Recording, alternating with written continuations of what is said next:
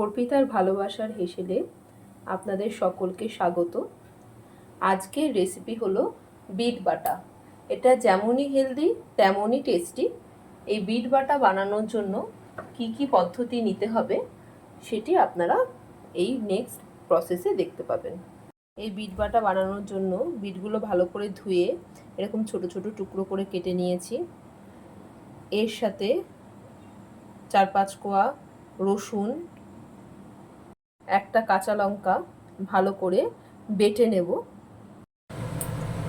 এরপর একটু সর্ষের তেল দিয়ে নিতে হবে।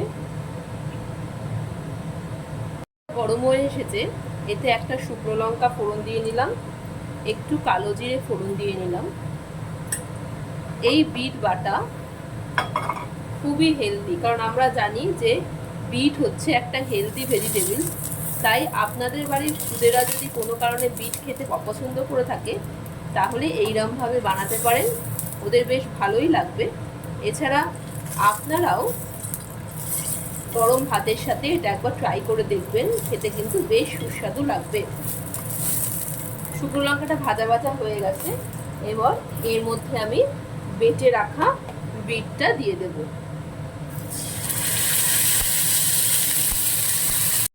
এর মধ্যে এবার একটু হলুদ গুঁড়ো দিয়ে দেব, স্বাদ মতো নুন দিয়ে দেব। এর ব্যালেন্সের জন্য আপনারা একটু চিনি দিতে পারেন। আমি যেহেতু চিনি দেই না তাই আমি একটু চাগরি পাউডার দিয়ে দেব। এরপর এটা ভালো করে নাড়াচাড়া করতে হবে যতক্ষণ না পর্যন্ত এর জল শুকিয়ে এটা ঠিক শুকনো শুকনো হয়ে আসছে। পুরো প্রসেসটাই লো ফ্লেমে করতে হবে, না হলে কিন্তু এখন দেখে মনে হবে জলটা শুকিয়ে গেছে, পরে ভাতের সাথে খেতে টেস্ট লাগবে না।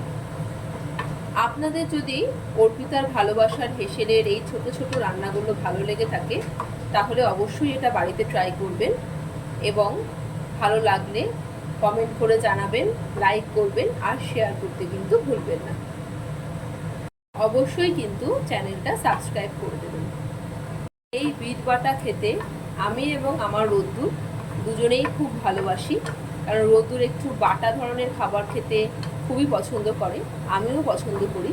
তাই আজকে কিন্তু ও এই বাটা দেখে বেশ খুশিই হবে। বিট বাটা তৈরি হয়ে গেছে, আপনাদের সাথেও শেয়ার করব রোদ্দুর খেয়ে কতটা খুশি হলো এবং কি রিভিউ দিল। আপনারাও কিন্তু বাড়িতে অবশ্যই এটা ট্রাই করবেন। হ্যাঁ, খেয়ে দেখো তো কেমন হয়েছে, পছন্দ হয়েছে? খাও তো।